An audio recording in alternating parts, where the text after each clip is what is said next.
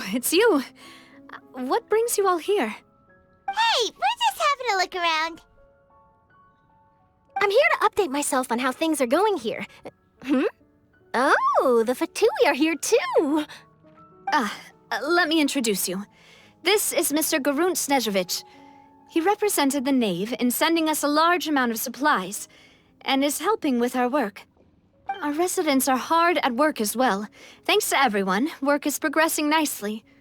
We've lost a lot of people, but we're moving forward. That will have to be enough. Hello, Miss Charlotte. I'm a big fan of yours. I especially like that article you wrote last year about Fontaine's stray cats. But if you don't mind, could you not emphasize our role too much in your report? It's not charity we're doing here. We just happen to share the same interests as the Spina. I get where you're coming from. I'll keep it as simple as possible. Or would you be willing to feature as friendly neighbors? That would be fine. Thanks. Oh, you're back too. How are things? We finished laying down the construction materials. It'll be another hour before the workers are able to go over there. Huh? You're here too, Clarand? Well, her reputation's greatly risen after that whole duel business with Miss Farina. So she's here in Poisson to wait out the heat. All right. She really came here to help me out. There's too much to consider in the reconstruction of Poisson. The Spina has need of more decision-makers. And, well, I do already happen to be connected to Mr. Callis. Oh, wait just a moment. Do you mind me asking a few questions? You know, about how you felt before the duel, about what it was like facing down a god. There's lots of exciting material there, I bet. Forget it. I'm sure you can find a better theme than that, Miss Charlotte. I see you're the same as always. Couldn't you do me a favor, for Navia's sake? Well, if we're talking about doing things for my sake, you might as well just take a few more photos of me. Or of the Traveler.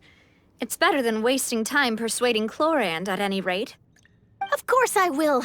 I'm not gonna let him off that easy. All right, then everyone who wants to be in the photo, gather up. And smile.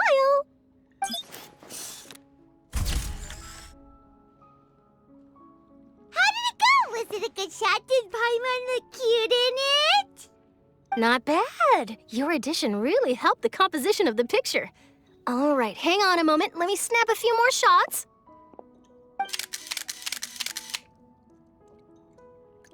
All right, that should do it. I'll be back here later anyway, so let's call it a day.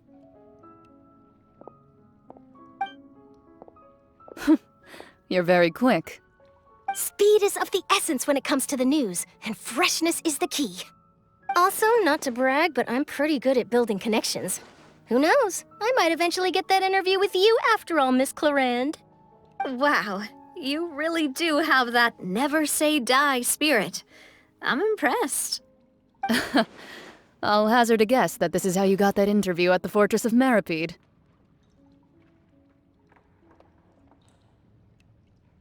Whoa, you're well informed. Let me make a guess, too. I asked Sijuin, who told Monsieur Nervillet, and he told you, right? That's a very complete information chain. In truth, all Monsieur Neuvillette asked me was, when did the fortress become so friendly towards the media? I told him that it was best not to speak too soon. There's no guarantee that Ridsley will make a personal appearance. You're right. I've got to treasure every moment I have with them. In which case, I'll be making a move first. Stay safe now. And tell me if you hear anything interesting.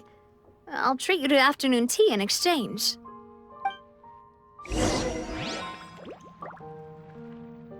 You seem curious about the fortress. Of course. That Risley. I still remember going down to the fortress to grill him for information on my father's case. Boy, did he take me for a ride. Without telling me anything, of course. But he did invite you to tea, didn't he? 2 large pots of it, in fact. It was good tea, though. I have to agree. The tea there is very good. Speaking of that, would you like to have some today? I mean, you've got time, right? Well, I'd be partial to some shortbread. Wow, it's like we've got a menu or something. Sure. Good. What flavor of biscuits would you like, Mr. Snezhovich? Me? I'm fine with anything. But I would prefer chocolate, should you have it. All right. Leave it to me. I'll go over the newly arrived supplies with you later, Mr. Snezhovich. We should be able to finish the preparatory work today. That works great for me. Huh. Is it just me, or did you get a new lipstick? Ah, I did. It was a gift from Sijuin. Want to give it a try? I think the color would suit you, too.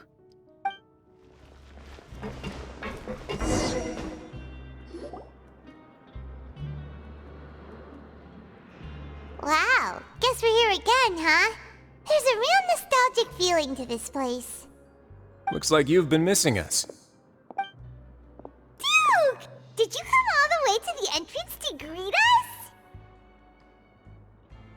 Of course. I'm here to welcome you and our dear Miss Charlotte, whom our good head nurse recommended to me.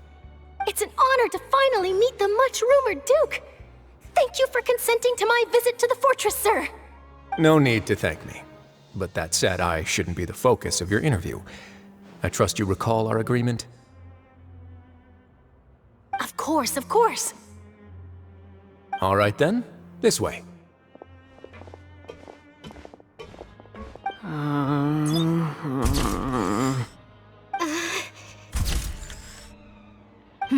Hey, no need to be so nervous. I've already taken all the photos we need. Miss Charlotte, do these pictures really need to be published on the cover of the Steambird? It would seem that Miss Lorvine doesn't want her face to appear beside that of Mr. Jurier, hmm? Sir, please don't say things like that. But it looks like dear Mr. Jurier denies it. Might this interview be very important to you then? No, I just... This is my first time being interviewed, and I'm very thankful to the Steambird for... Now, I might not look it, but I actually did meet Mr. Edwin once. And I'll be honest, I enjoyed chatting with you more. You've definitely got more of that genius vibe going on. The boat that brought about a miracle, the ark that saved the people. Why, you recreated a myth back there, like an emissary of legend. Still, if I might ask, where's that flying ship now? Huh! Looks like Charlotte's trying to get herself another exclusive scoop. I have to apologize, but that ship is presently in the bowels of our factory. I'm afraid it won't be easy for you to get a shot of it. Really? Well, then in that case, could I have an interview with you to make up for that loss?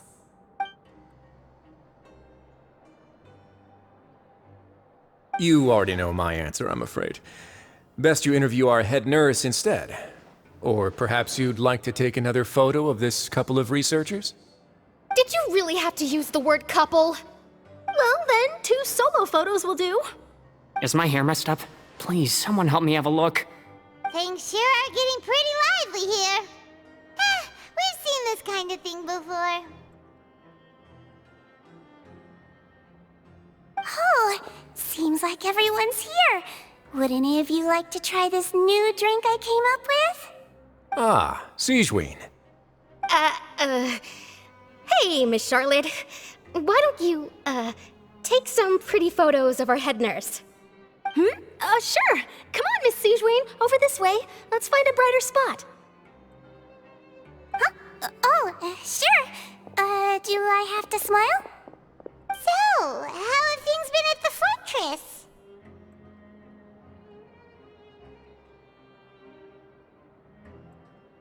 Same old, as you can see. Fontaine's undergone some changes, but this place is still more or less the same.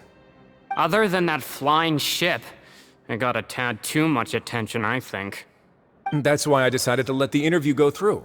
We should direct more public opinions toward the behind-the-scenes heroes. Am I right, Mr. Jurier? Miss Lorvine? You're too kind, sir. I believe that you too should have your day in the sun. Not that you would want that, which is a pity. I'll just leave the spotlight to you two.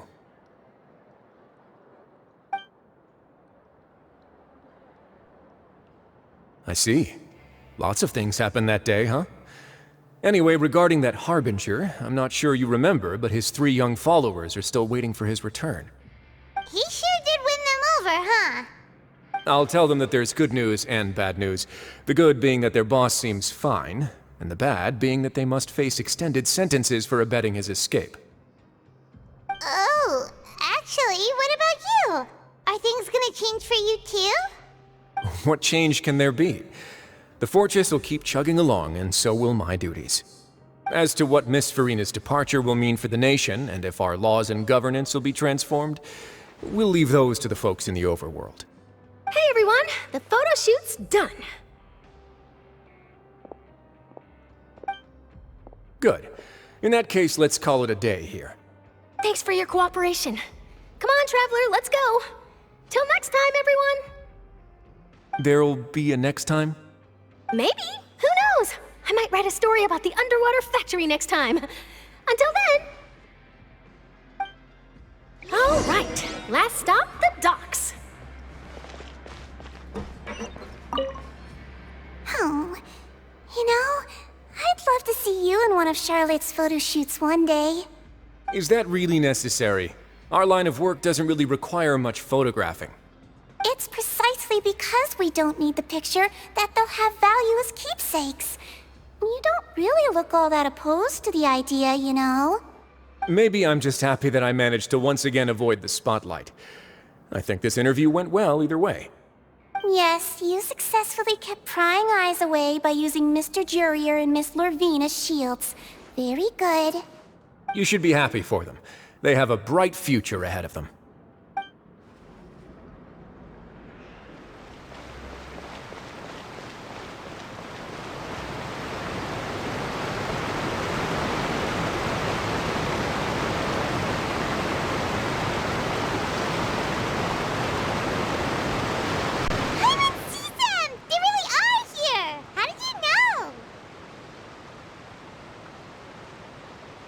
Navia mentioned that she stayed in touch with Linny and the others after working together. Apparently, they've been at the docks distributing these strange pockets the whole time since. Traveler, Paimon. Ah, and Miss Charlotte, too. Would you like a magic pocket? What sort of gadget is it? It's a wondrous bag that can be used to carry many things. The water level has returned to normal, but if you see any of your things floating around, you can use this to carry them. Or you could trick a friend into doing it for you. Trick a friend? I wonder which of my friends would fall for that.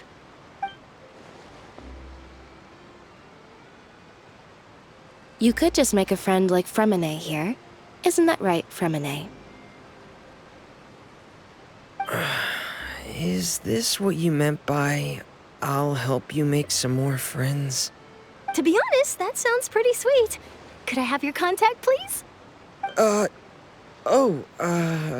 Sure. Please, write down my address. You sure are working hard to help Fremine socialize. He was the one who proposed doing this. He even wants to assist in our magic shows. Yes, I was planning to first introduce Pear as an assistant, and later Fremine himself. In the future, I think we can leave underwater escape magic to him too. That said, would anyone want to see a diver escape underwater? Oh, it'll work out. Every journey begins with the first step. He'll become a part of our show eventually. Lynette, could you come over? Miss Charlotte says she wants to take a picture of us. Got it. My, that Charlotte is rather perceptive. She got rid of everyone the moment she realized I had something to say to you. So, how have things been, Traveler? Father says that you did a great deal during the latest events. She's very grateful for your contributions to Fontaine.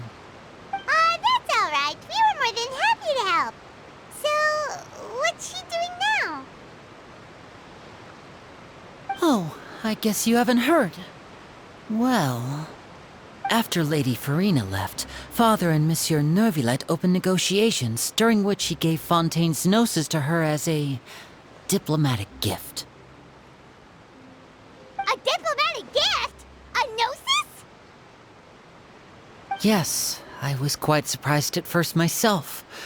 But when I thought it over, there were actually a number of things going for it. It could have been done as an apology for the incident with Lord Child, or as thanks for his help in tying the all-devouring narwhal down. Furthermore, Father did also lend significant aid to Fontaine and Poisson. Well, that's true, but this is a gnosis we're talking about. Doesn't this seem a bit irresponsible? I would agree, but I've also heard that it seems that Monsieur Neuvillette has had a significant change of heart regarding the matter. So there's some reason for this that only Neuvillette knows about? I suspect you'll have to ask him about that yourself. Ah, yes, speaking of which, I did see him strolling around the entrance to the Fortress of Masquerade a while back. Isn't he real busy and stuff? Paimon didn't think he'd have the time for that. But back to the topic. The gnosis was given to the knave, right? What about Child? They say that he's returned to Snezhnaya to recover from his wounds. I hear that the recent disaster really did a number on his health.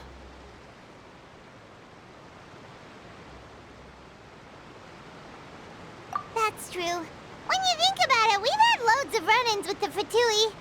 To think we'd be allied with them this time.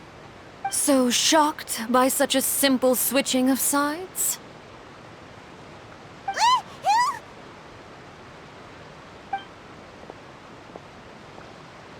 Father! Well, what do you know? Come to the docks to see how my children are doing and meet the Traveler by chance. Please do not pay my accomplishments in Fontaine too much mind. I would have done them regardless. Are you going to take the gnosis back to Snezhnaya? That is our duty as harbingers, yes. Don't be too preoccupied with sides. The goal of the Fatui concerns not a single place or person, but the entire world.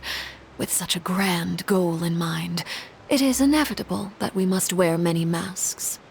Switching my masks is something I've always done. Well, that depends on many things. No one truly knows what the future holds.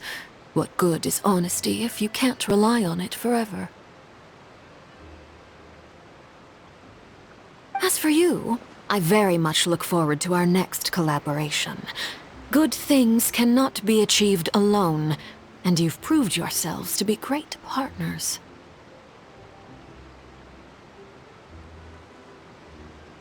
A vision? All right. I'll remember to return it. Thank you for keeping it safe for him this entire time. And that's a wrap for me. Huh? You're... Greetings, Miss Journalist. Hello. If I'm not mistaken, there are diplomatic channels I'll need to report to take a photo of you. That is correct. So forgive me, but I will not be able to serve as a subject in your article. However, feel free to write as much as you'd like about our dear magicians and our upcoming rookie talent. I will. The sea breeze is quite pleasant. I shall continue my walk while the weather remains so agreeable. Farewell. Farewell, Father. Oh, she has such an intimidating presence. I didn't even dare to take a picture. Thankfully, I've already wrapped up all my pre-scheduled interviews. Thank you all. This'll be more than enough for me to write about, I'm sure. Don't be too nervous. Why don't you take a magic pocket before you go? Here, Traveler, Paimon, you take one too. To move things about? That's right. Funny. I was giving out magic pockets when we first met too. And what do you know? I'm doing the exact same thing right now. So many things have happened, but the pockets are still the pockets. I guess this must be life. We will all follow our own paths, and serendipity will lead you to your fated friends. All right then. We'll be handing out pockets in some other districts later, so we'll get going now. Have a good day, you two.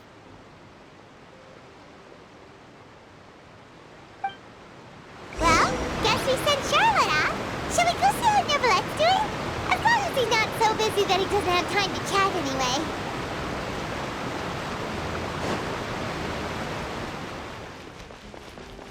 The entrance to the fortress!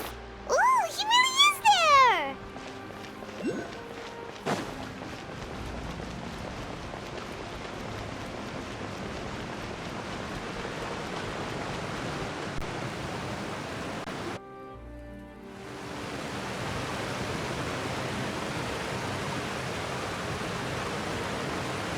So, you really are here, Nivelette! Paimon didn't think you were going to have free time this hour of the day. Really? Oh, I suppose you must have met Mr. Linney.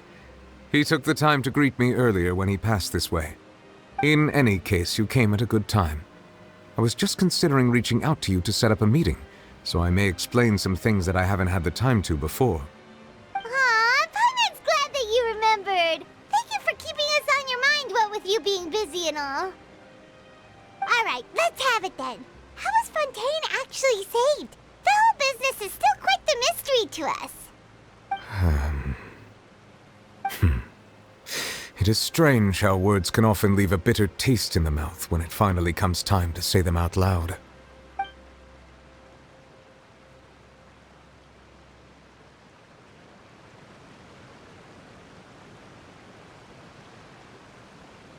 Whoa.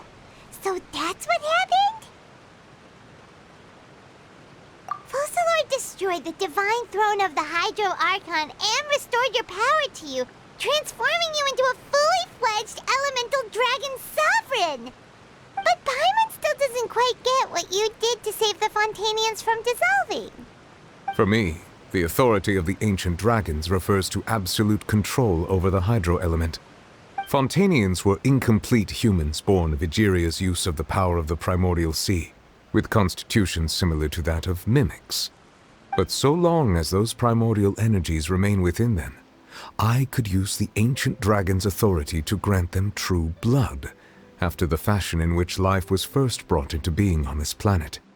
In other words, when I gave my verdict, Fontainians became true humans, and thus would naturally no longer be dissolved by water from the primordial sea. Focalor must have counted on you to make that decision as well. Your verdict was the key to making the prophecy appear to have come true while saving everyone. Yeah, and in a manner of speaking, Focalor finally managed to fulfill the original Hydro Archon's wish to turn Oceanids into real people too! It seems from your expressions that you still have more things you wish to ask. Ask away. I will tell you the truth as I know it. I have investigated his case along many avenues, and I have learned that he once fell into an unknown chasm when he was young. There, by chance, he awakened the all-devouring narwhal. But whether it be by sentiment or reason, that should not have been enough to consider him the root cause of the disaster. At most, he would have had tangential liability. As for the judgment passed by the Oratrice during the trial, whether it was due to that liability by association, or Focalor deliberately using him to buy time for us on the assumption that he would be able to hold the creature off, I cannot say. Guess Focalor had Fontainians in mind the whole time. In the end, it was thanks to her that they finally became real humans. Hang on a second. Paimon suddenly got another question. Back when Fontainians hadn't yet become real humans, were the children they had also transformed Oceanids? Life has always flowed like water. Do you recall how Fontainians would often come to the Fountain of Lucine to pray for children? Yeah, Lynette said the fountain is where all the waters in Fontaine converge. In truth, even those couples did not know that such prayers were no mere custom, but instead a form of ritual. Those Oceanids who were blessed within the spring water would later descend as new humans in the coming months. Paimon sorta gets it now. Either way, seems like this ritual won't be of any further use, but it'll probably live on as a local custom. Ask away. I will tell you the truth as I know it. Yeah, has already left. What's that all about? Ah, Lady Farina. The people are only aware that her death sentence has not been carried out.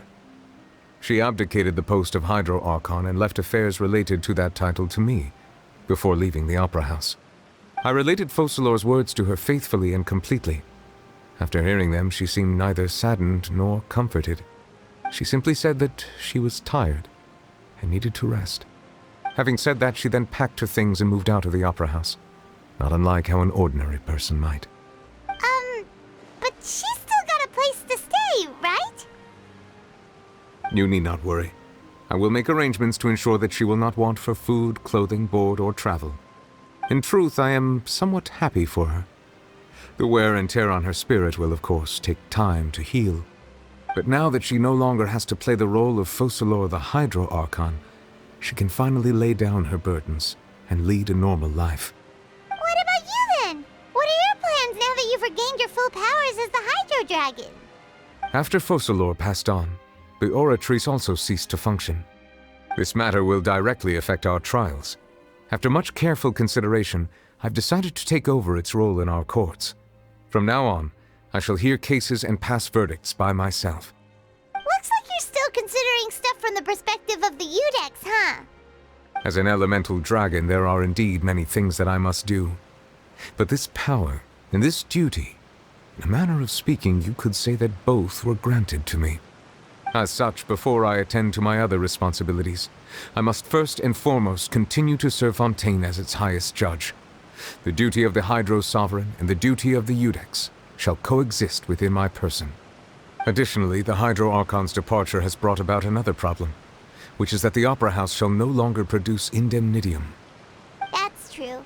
That power was derived from the people's faith in the Hydro Archon, wasn't it? Wait, but the various mechs and machines in the city are all still okay. Where are they getting their energy from? As I am now, I have full command over New Musia, and it can serve as a complete substitute. Another reason why I cannot quite leave Fontaine immediately. Wow. This ancient dragon's authority stuff is really quite useful, huh? Ask away. I will tell you the truth as I know it. Oh, that's right! They say you've given it to the knave as a diplomatic gift or something!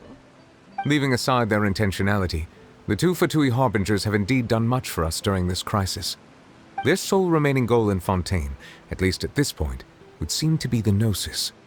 The Oratrice has ceased to function. The Hydro Archon's divine throne is now no more, and I do not need the Gnosis's power. As such, it has lost all meaning for Fontaine. If the Fatui have impure designs, then we might as well accede to their request now, and avoid unnecessary conflict. What complicated considerations! Paimon thought you were just giving it to them out of gratitude to the knave and as an apology to Child. Ask away. I will tell you the truth as I know it. You will soon be heading to Natlan, I presume? I'm afraid that I have little talent as a travel guide, so all I can do is tell you what I know about that land. As far as I'm aware, Natlan can be said to be a nation of dragons. A nation of dragons? You mean like you? No, I suspect that I would not find myself welcome there. Unlike ancient dragons such as myself, the dragons of Natlan have undergone long years of development and evolution. Large numbers of them have entered a form of coexistence with humanity. Natlan is also the nation of war. War ravages those lands like an undying flame. There is one other piece of information I got incidentally from my negotiations with the knave that I believe may be useful to you. The Harbinger known as the Captain has thrown his hat into the endless ring of war. The Captain. Sounds like a real tough customer. Seriously, everywhere you look, there's a Fatui Harbinger doing their thing. I suggest that you fully prepare yourself before going to Natlan. In the meantime, Fontaine's doors will always be open to you. Ask away. I will tell you the truth as I know it. I have investigated his case along many avenues, and I have learned that he once fell into an unknown chasm when he was young. There, by chance, he awakened the all-devouring narwhal. But whether it be by sentiment, as for the judgment passed by the Oratrice during, whether it was due to that liability by— Guess Focalor had Fontanians in mind the whole time. In the end, it was thanks to her that... hang on a second. Paimon said back when Fontaine... Life as always. Yeah, Lynette said the In truth, those Oceanic... Paimon... Ask away. I will tell you the truth as I know it. Hang on a sec. Paimon still got a question about the Gnosis. When we spoke to Linny earlier, he mentioned that your attitude towards giving away the Gnosis had clearly changed. We guessed that there might be some reason for it that only you were aware of. No wonder the House of the Hearth is the Fatui's intelligence division. They are certainly sharp. So regarding this specific issue, I was just getting ready to share something with you.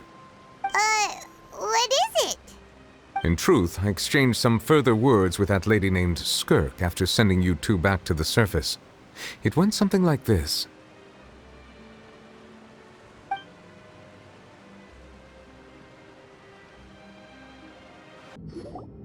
Well, we're going to head topside to see what's going on. You hurry over soon as well, all right, Nervalet? What next? The all-devouring narwhal isn't here, so I'm no longer getting any interference. I can finally catch the scent of your power, what it's made of. It is the authority of the planet's primordial dragons, but with something very similar to a god's curse mixed in. It's quite a novel blend. I'm sure I've encountered something like this before. What was it again? I do not know what you speak of. Of course. How could I forget? You should have the remains of the third Descender on your person, yes? Remains? I've never heard of any such thing. According to your parlance, I believe it may be called a gnosis. Well, that much is true. After Focalor's divinity faded, she handed her gnosis to me. But I fear I have never heard of it described in the manner that you just did. I've been training with my master, the Foul, ever since I was young, and I have never returned to the surface since. So most of the information I possess, I got from him. It is only natural for those who are greater than humanity to possess a different sort of common sense, which is why there are so many problems in our attempts to communicate with humans. Regardless, you should probably get rid of objects of misfortune to prevent any disasters from befalling you. To live in itself is a blessing.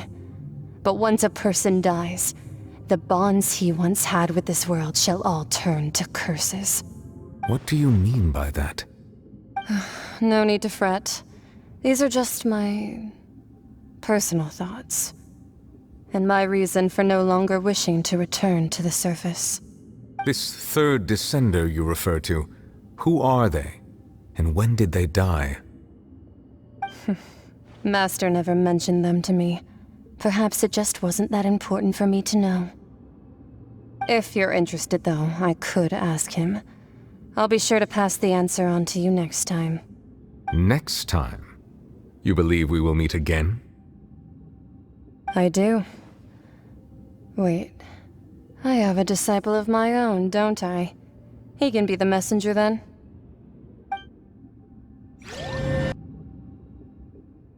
That's what she told me. Whether it would prove useful or not, I wanted to pass that information on to you. The remains of the third Descender? So that's what the Gnosis actually are. Paimon just thought they looked like chess pieces. How could they be a person's remains? All the same, assuming that there was no misunderstanding or special metaphor at play, that is what she meant to say. And she said that it would bring misfortune and that you should check it, which is why you gave it to the Fatui. If she speaks the truth, then I would simply be putting Fontaine at unnecessary risk by keeping it here.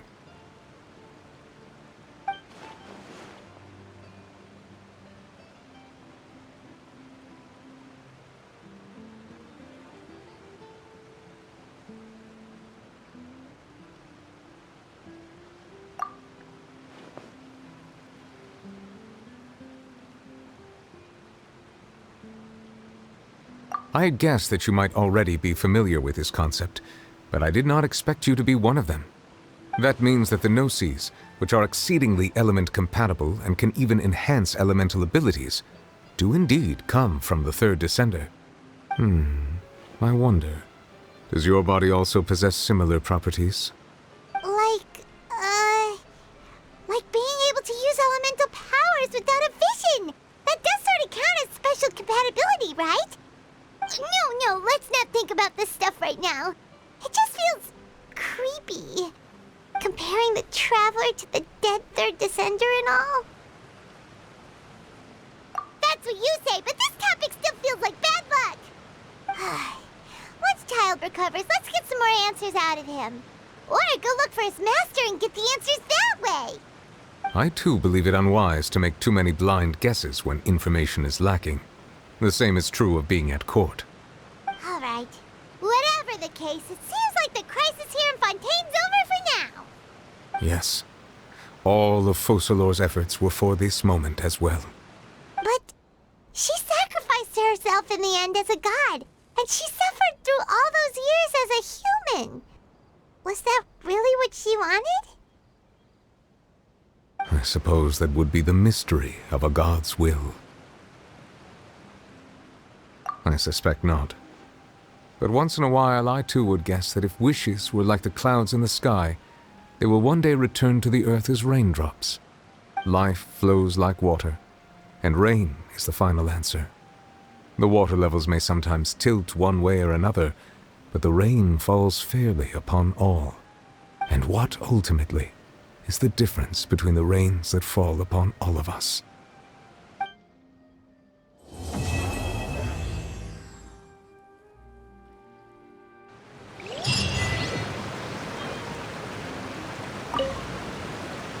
It seems from your expressions that you still have more things you wish to ask. Ask away. I will tell you the truth as I know it. I suggest that you fully prepare yourself before going to Natlan. In the meantime, Fontaine's doors will always be open to you.